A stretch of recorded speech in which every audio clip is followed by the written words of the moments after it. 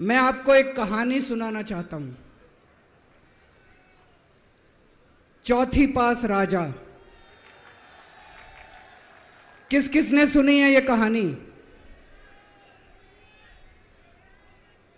इस कहानी का महात्म्य है कि इस कहानी को जितनी बार सुनोगे, जितनी बार सुनाओगे, उतनी भगवान की कृपा आपके परिवार के ऊपर बरसेगी।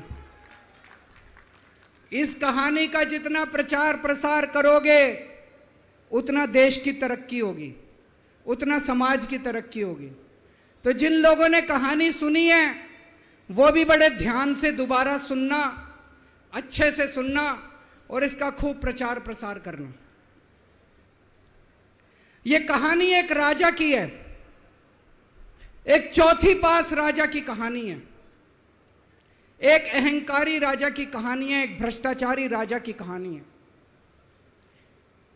आप लोगों ने राजा और रानी की कई कहानियां सुनी होंगी। इस कहानी में राजा तो है, रानी नहीं है।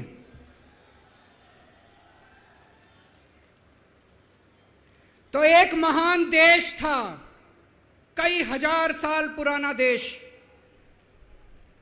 उस देश के एक गांव में एक बच्चा पैदा हुआ, बहुत गरीब घर में एक बच्चा पैदा हुआ। तो जैसे गांव के अंदर बच्चा पैदा होने पे ज्योतिषी आते हैं, ज्योतिषी आके बच्चे का भविष्य बताते हैं, ऐसे गांव का ज्योतिषी आया। उसने बच्चे की कुंडली देखी और बच्चे की मां को बोला कि माई, तेरा बेटा बड़ा होके बहुत बड़ा सम्राट बनेगा। माई को समझ नहीं आया, मैं इतनी गरीब, मेरा परिवार इतना गरीब, मेरा बेटा सम्राट कैसे बनेगा। खैर, बच्चा धीरे धीरे बड़ा होने लगा। गांव के सरकारी स्कूल में उसका एडमिशन करा दिया।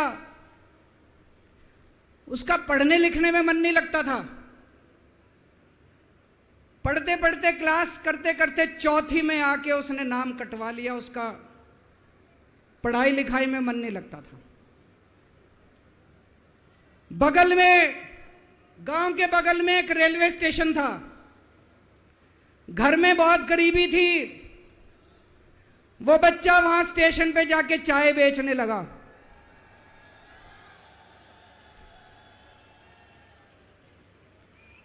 चाय बेच के अपना गुजारा करता था।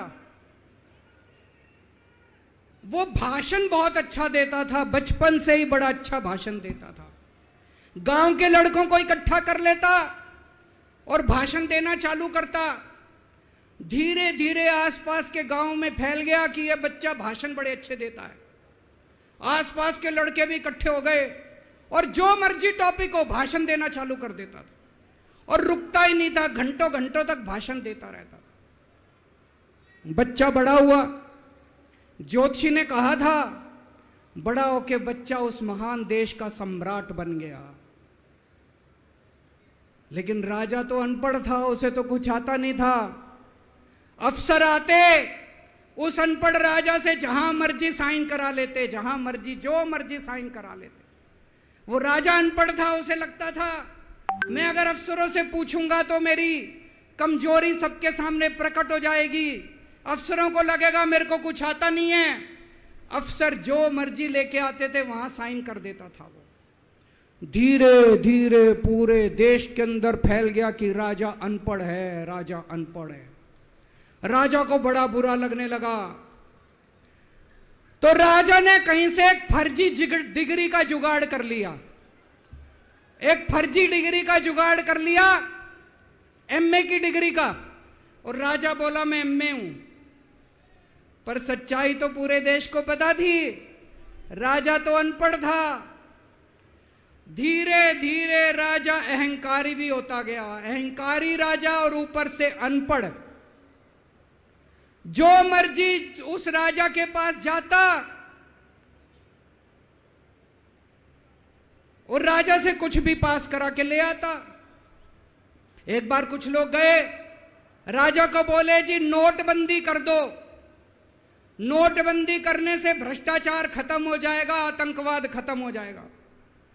राजा को कुछ समझ नहीं आया, राजा की खूब चमची मारी उन्होंने। राजा ने एक दिन शाम को टीवी पे आके 8 बजे नोटबंदी कर दी।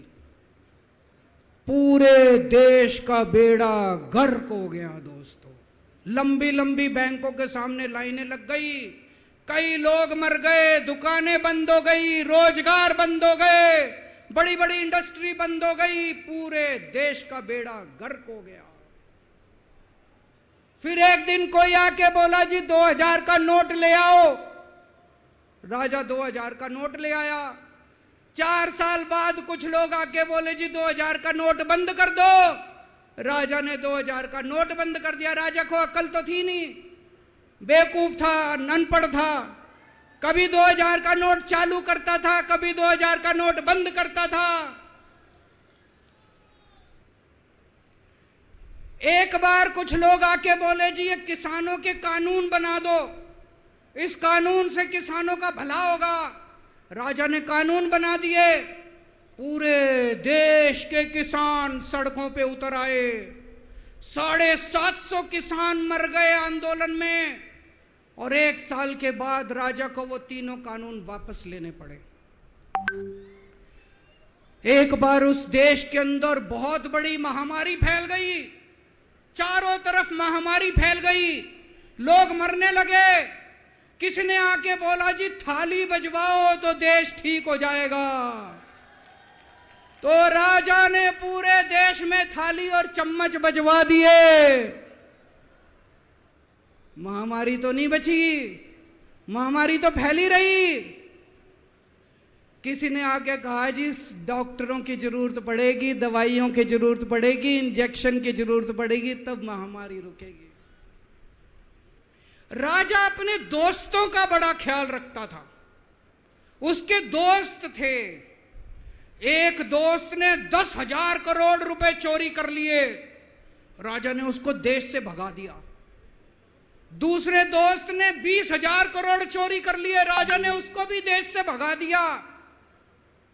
पर एक दोस्त ऐसा था जिससे राजा की ज्यादा ही दोस्ती थी। कौन था?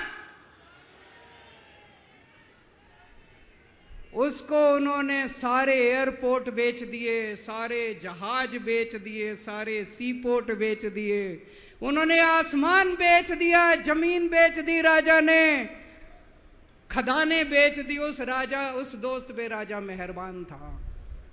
राजा का एक और दोस्त था। वो दोस्त इतना गंदा था कि उसने कुछ अंतरराष्ट्रीय खिलाड़ी महिलाओं के साथ बदतमीजी करी, लेकिन राजा ने दोस्ती नहीं छोड़ी। मजाल जो उस दोस्त के ऊपर कोई आंच आ जाए, राजा उस दोस्त के साथ खड़ा रहा, लेकिन उसने खिलाड़ियों का समझा। राजा का एक और दोस्त था। उस दोस्त ने किसानों के ऊपर गाड़ी चढ़ा दी, रौंद दिया, कुचल दिया किसानों को।